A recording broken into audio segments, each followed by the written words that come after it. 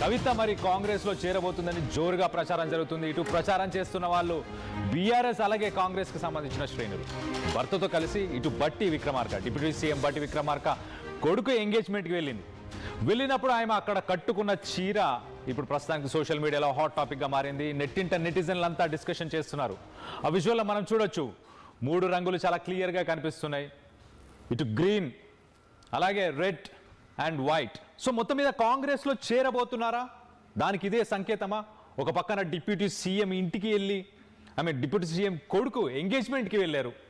అందులో కాంగ్రెస్ పార్టీకి సంబంధించిన ఫ్లాగ్లో ఉండే కలర్స్లో యాజ్ టీజ్గా అవే కలర్స్ తన చీరలో కూడా ఉండడం.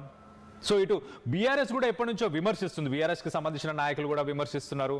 ఇటు కవిత కాంగ్రెస్ పట్టం కట్టబోతుంది, ఖచ్చితంగా కాంగ్రెస్లో ఉంది అన్నట్టే వాళ్ళు మాట్లాడారు. ఇటు ఆయన గతం నుంచి మనం ఒక్కసారి గమనిస్తే సిరీస్ ఆఫ్ ఈవెంట్స్ చూస్తే ఇటు జైలుకు వెళ్ళి రిటర్న్ వచ్చినప్పటి నుంచి ఇటు బీఆర్ఎస్కి సంబంధించిన నాయకులనే టార్గెట్ చేసుకుంటూ మాట్లాడుకుంటూ వచ్చింది.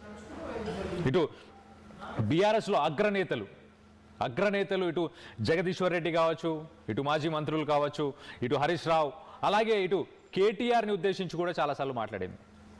జాగ్రత్తగా ఉండాలని చెప్పుకొస్తుంది. సో మొత్తం మీద మరి కాంగ్రెస్లో చేరబోతున్నారా? దీనికి అదే సంకేతమా?